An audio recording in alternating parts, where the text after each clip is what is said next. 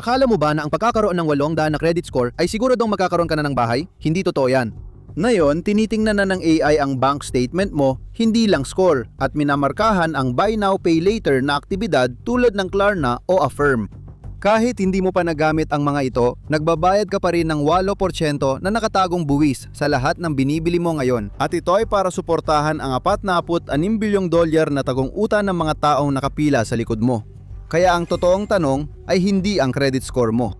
Mahalaga kung saanong panganib sa utang ka nakalantad sa tingin ng sistema at gaano katagal bago ito mabilang laban sa'yo. Ito ang Buy Now Pay Later scam. Kabanata 1, ang hindi nakikitang 8% surcharge. Parang may di nakikitang bigat sa leeg mo tuwing nga sa checkout ka sa supermarket. Kapag gumamit ka ng credit card, kadalasang may 1.3% hanggang 3.5% na transaction fee bawat tap. Kapag gumagamit ka ng Buy Now Pay Later app o BNPL company tulad ng Klarna o Affirm, umaabot na hanggang 8% ang processing fees nila sa parehong transaksyon. 4 na beses mas mataas ito kaysa sa regular na credit card. Ibig sabihin, halos 10% ng presyo ang lugi ng mga kumpanya kada benta. Parang hindi naman masama pakinggan, di ba? Pero siguradong hindi nila papasanin ang dagdag gastos na yan. Mahilig ipagmalaki ng mga serbisyo ng Buy Now Pay Later ang kanilang no surcharge clause. Ibig sabihin, hindi tulad ng credit cards, hindi pwedeng magdagdag ng direktang dagdag na bayad ang mga supermarket sa Buy Now Pay Later na mga bayad para mabawi ang kanilang lugi. Mukhang pabor sa mga consumer, di ba?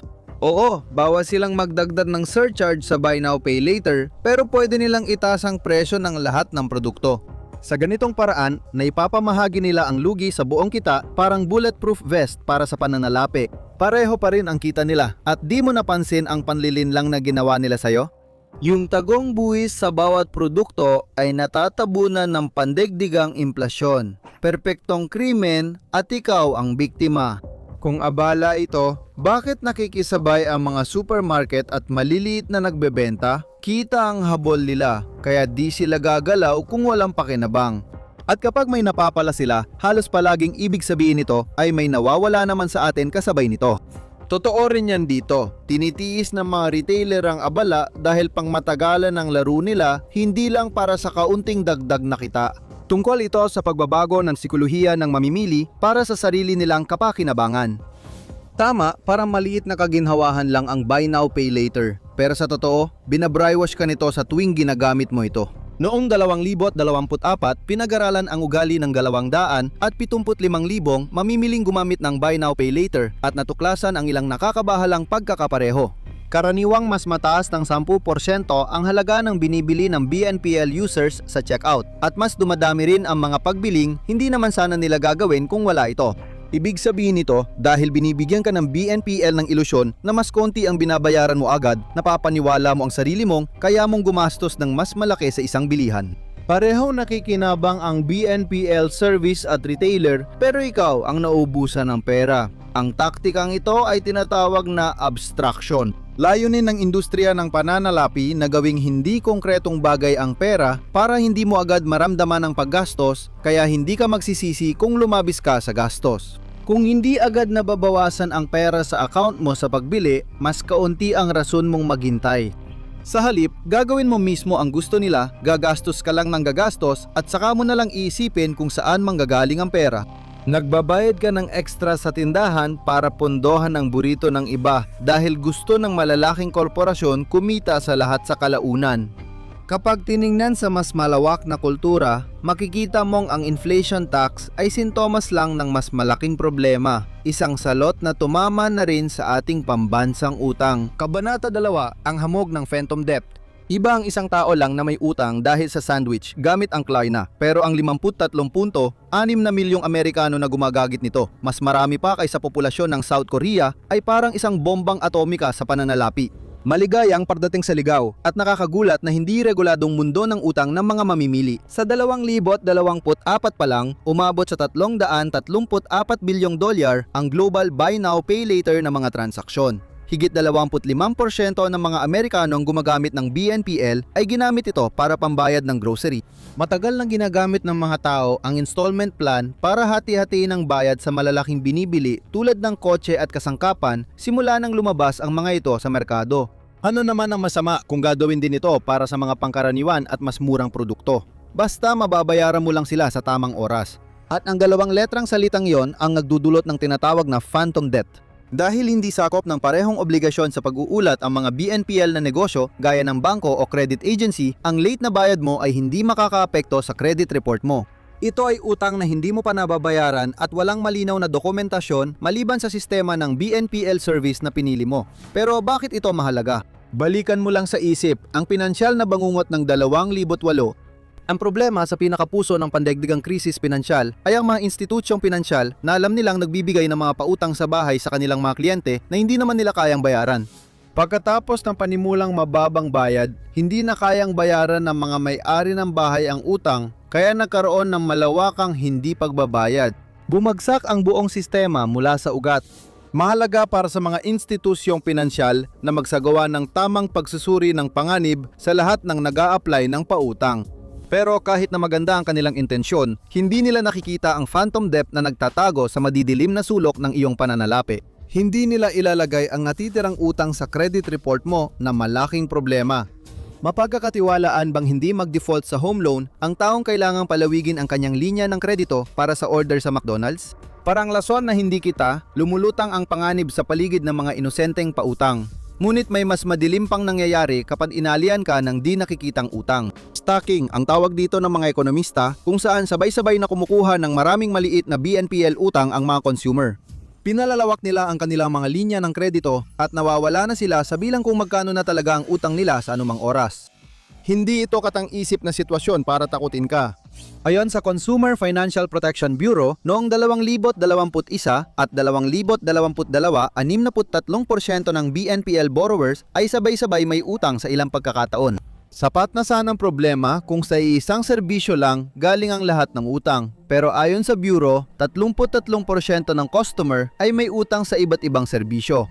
Isa itong napakalaki at nakakatakot na sapot ng pananalapi na lalong nagiging mahirap subaybayan ng kahit sino kung wala kang akses sa literal na tune-tuneladang papeles ng mga record sa pananalapi ng iba't ibang tao at kumpanya. Ang mas batang Amerikano at may mas mababang kita ang pangunahing gumagamit ng BNPL kaya nakakabahala na lumalaki ang bahagi ng utang sa BNPL sa mas malawak na sistema ng credit. Ayon kay Tim Quinlan, isang ekonomista ng Wells Fargo, umabot sa $46 bilyong ang ginastos sa BNPL noong 2023 at wala pa ring senyales ng paghina. Halos 30% ng mamimili sa US ay gumamit ng Buy Now Pay Later kahit minsan. At habang tila lumalala ang epekto nito sa ating ekonomiya, magsisimula itong magmukhang mas makatwirang opsyon para sa mga taong naghahanap ng paraan para mapagkasya ang kanilang kita. Patuloy na lumulobo ang utang na parang bula sa dilim at hindi rin namamalayan ito ng Equifax, TransUnion at Experian. Kung hindi ito napapansin ng gobyerno at ng mga pangunahing credit bureau, ano ang nagpapanatiling buo sa buong sistemang ito? Paano nahuhulog ang maraming tao sa bitag ng kasinungalingan at mapanganib na utang? Para maunawaan ang panlilinlang dito, malagang maunawaan mo muna ang malaking kasinungalingan na nagpapalakad nito. Kabanata 3, ang anatomiya ng isang bitag ng utang. Kung ang time bomb dito ay mula sa mga taong hindi nakakabayad ng kanilang mga utang, siguradong simple lang ang solusyon. Pag-regulate ng sistema para matiyak na BNPL companies ay para lang sa may magandang credit pero wala pang ganitong regulasyon. Masyadong mabagal ang paggawa ng batas. Habang wala pa, mukhang ang BNPL system ay ginawa para hanapin ang mga perpektong biktima na magdudulot ng problema sa hinaharap. Sinabi namin kanina na para may psychological na pandaraya ang BNPL. Kapag inuurong mo ang totoong bayad, parang hindi mo na totoong pera ginagastos, kaya mas madali gumastos. Ito mismo ang mekanismo na inaasahan ng mga retailer para kumita mula sa Buy Now Pay Later. Natuklasan sa isang psikolohikal na pag-aaral noong 1978 ni Prelech at Lowenstein na kapag pinaghiwalay mo ang pagbili at pagbabayad, kahit kaunti lang, nababawasan ang tinatawag nilang sakit ng pagbabayad. Tulad ng pisika ng sakit na naglalayo sa atin sa panganib, ganyan din iniiwas tayo ng sakit sa pananalapi sa mga delikadong sitwasyong pinansyal. Ngayon, mas pinadali ng BNPL ang parehong sitwasyon at parang inaanyayahan pa ito. Nagdesisyon ang mga mananaliksik mula Universidad ng Stanford na saliksikin pa ang BNPL. Nahumaling sila sa BNPL na Pay in 4 dahil parang sobrang ganda para maging totoo. Kung nagamit mo na ito, alam mo ang ibig naming sabihin. Magbabayad ka ng 25% ng presyo agad at ang natitira ay hahatiin sa 25% na bayad sa loob ng 6 na linggo. Sa kahit anong BNPL na serbisyo, sila ang nagbabayad muna at kumukuha ng parte mula sa retailer. Sa kanila mo binabayaran ng utang, hindi sa retailer. Kapag nasusunod mo ang hulog sa oras, ipinagmamalaki ng mga serbisyo na walang interes ang kasunduan. Pero madaling makita na may hindi rin magandang nangyayari. Di tulad ng credit card, walang credit check sa mga serbisyong ito kaya patok ito sa may history ng hindi pagbabayad ng utang. Napakadelikado lang ganitong kusang pagpili ng mga customer para sa industriyang umaasa na magbabayad sila sa kalaunan. Tinataya ng market intelligence firm na CB Insights na pagsapit ng katapusan ng 2025, maaaring umabot sa $1 trilyong ang kabuuang halaga ng pautang mula sa BNPL. Ayon kay Ed Dahan, professor ng accounting sa Stanford Graduate School of Business, mababa ang kaalaman sa pananalapi ng karaniwang gumagamit. Kung pababayaan lang, ang mga kumpanyang nabibigay ng credit ay madalas ginagawa ito sa kapinsalaan ng mga consumer kapag may pagkakataon. Pero malinaw na hindi natatanggap ng karaniwang consumer ang paalala tungkol sa pag-iingat na yon. Ang mga gumagamit ng BNPL ay may 4% mas mataas na overdraft charges, 1.1% mas mataas na interes at 2.3% mas mataas na late charges sa credit card kaysa sa mga umiiwas dito. Pero yan pa ang hindi gaanong malalang bahagi. Sa mas matinding bahagi, sa mga taong inaalok ng BNPL options ng kanilang paboritong tindahan, mayroong 8.7% na pagtaas sa overdraft charges, 2.5% na pagtaas sa interes ng credit card, at 8.4% na pagtaas sa late fees. Para sa karaniwang user, $176 kada taon ang dagdag na singil, habang 252 naman sa matinding kaso. Kapag pinalawak ito sa 10 milyong consumer, mas lumalala ang sitwasyon kaysa sa mga individual na nakatagong bayarin lang. Ayon sa isang pag-aaral ng Federal Reserve Bank ng Richmond, isang posibleng alalahanin ay maaaring hikayatin ng paggamit ng BNPL ang ilang mga consumer na manghiram ng labis na nagreresulta sa paghina ng kanilang kakayahang bayaran ang iba pang mga utang na hindi BNPL. Maaaring maging panimula ang BNPL sa pag-ipon ng pang-anib na pwedeng makaapekto sa ibang uri ng consumer credit. Mukhang mahirap ang sitwasyon ng mga gumagamit ng BNPL. Ayon sa CFPB, ang mga may mahinang credit ang nagdadala ng paglago ng BNPL. 45% ng BNPL loan ay mula sa deep subprime consumers, dagdag pa ang 16% mula sa subprime borrowers. Pero bahagi lang ito ng kwento. Ayon sa pananaliksik, hindi lang BNPL ang inaasahan. Sa anumang buwan, karaniwan ay may dala silang $22,000 na unsecured na utang. Nakakagulat, 17% lang pala roon ang BNPL. Mukhang hindi talaga ito nakakatulong bawasan ng utang. Lumalabas lang ito kapag may utang at mas pinapalala pa ang sitwasyon. Walang libreng pera na walang kapalit. At mas malala pa, ang tali ay lalo pang humihigpit sa leeg ng lahat sa pinakamasamang paraan. Kabanata 4, ang FICO 10T shockwave at tahimik na pagtanggi. Hindi talaga gagana ang mundo ng credit kung walang mga underwriter. Sila ang sumusuri at umaako ng panganib sa bawat transaksyon at habang dumarami ang mapanganib na transaksyon ng isang institusyong pinansyal, mas lumalapit sila sa panganib. Kung kukuha ka ng loan o insurance, ang underwriter ang nagsusuri nito. Malapit nang tingnan ng mabuti ng mga underwriter ang di nakikitang utang mula sa lahat ng binili mo gamit ang BNPL at susuriin nila ito. Kung napadalas ang pagbili mo gamit ang BNPL services, maaring mga hulugan ito ng mahirap na panahon na paparating. Mahalagang salik sa pinansyal na buhay mo ang FICO score na nasa pagitan ng 300 hanggang 850. Batay ito sa iyong kasaysayan ng pagbabayad, credit utilization, haba ng iyong credit history at mga uri ng credit accounts. Talagang walang paraan para maipaliwalag ng sobra kung gaano kahalaga ang score na ito sa iyong pangungutang dito sa Estados Unidos. Ayon sa Investopedia, ito ang pangunahing dahilan sa 70% ng desisyon sa pagpapautang. Simula 2026, sinimulan ng isama ng mga underwriter ang iyong kasaysayan sa BNPL bilang isa sa mga salik sa pagtukoy ng iyong score.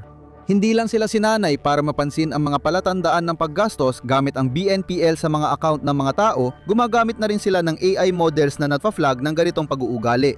Hindi nakakatulong ang natuklasan ng mga modelong ito at underwriter sa pagtaas ng credit score ng BNPL users lalo na't laganap ng hindi pagbabayad ng utang sa industriya. Sa isang survey noong 2025 na isinagawa ng credit platform na LendingTree, 41% ng mga gumagamit ang nagsabing nahuli sila sa pagbabayad sa nakaraang taon. Mas mataas ito kumpara sa 34% noong 2024. Hindi ito magandang trend kahit paano mo patingnan.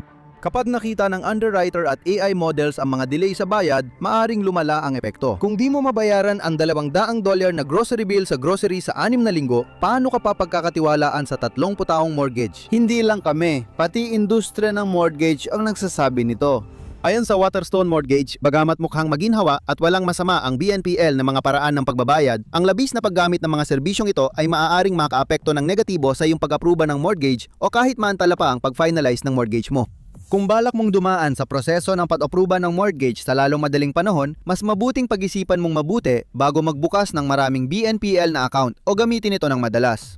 Masisira lang talaga ang tsansa mong magkaroon ng sariling bahay kapag naapektuhan ng iyong DTI o Debt to Income Ratio. Ito ang kabuang buwan ng bayad mo sa utang na hinati sa buong buwan ng kita. Mas mababa ang ratio, mas gusto ito ng napapautang. Isa itong mahalagang salik sa pagkuha ng mortgage. Noon, bago makita ng credit industry ang BNPL mo, mukhang maayos ang iyong pinansyal na kalagayan. Kapag isinama ang BNPL bayad sa DTI, maaari kang mahadlangan ng husto. Kahit na maayos ang iyong kalagayang pinansyal, maaring itulak ka ng dagdag mong buwan ng utang na lumampas sa 43% ng iyong DTI na itinuturing na mapanganib ng mga nagpapautang ng mortgage. Kadalasan, nauwi ito sa otomatikong pagtanggi. Ganito ang problema sa fintech na pinagsasama ang mga pinakamasamang aspeto ng teknolohiya at institusyong pinansyal. Ibinibenta sa iyo ang instant na kaginhawaan ng isang kumpanya na may mentalidad na move fast and break things. Pero sa huli, mapagtatanto mong ang nababasag ay ang mga pangarap mo na magkaroon ng sariling bahay. Kung iyon lang ang problema, masama na sana yon. Pero sa likod ng nakatagong utang at tahimik na pagtanggi, mas malala pa ang naghihintay sa atin. Kabanata 5 ang time bomb ng securitization. Bagamat hindi BNPL mismo ang tanging puwersang magpapabagsak sa buong ekonomiya, isa pa rin itong hakbang patungo sa mas mapanganib na direksyon para sa atin. Mula sa pagiging abstrakto ng pera hanggang sa lumolobong utang, ang BNPL ay tila palatandaan ng landas natin sa bangungot ng ekonomiyang hindi na nakabatay sa pagmamay-ari. Ipinahayag ng Morgan Stanley ang kanilang pag-aalala na ang BNPL ay maaaring maging isang panakip na puwersa na nagpapalabo sa totoong lawak ng utang ng mga mamimili. Pero parang maliit lang yan kumpara sa mas malalaking panganib sa lipunan. Kapag hindi na nararamdamang totoo ang pera at laging pwedeng pahabain ang credit line, walang katapusang bayad at walang tunay na palitan. Maliban sa hangin na nilalanghap mo sa ngayon, pansamantala mo lang mahahawakan halos lahat ng bagay. Mauwi ito sa ekonomiyang kaupahan ng mga tekno-feudal na amo kung saan isa ka lang sa bilyon-bilyong pinagkakakitaan nila araw-araw. Gusto mo pa ba ng mga scam? Tingnan ang 3.6 na bilyong dolyar na super scam ng Hilagang Korea o panurin mo na lang ito.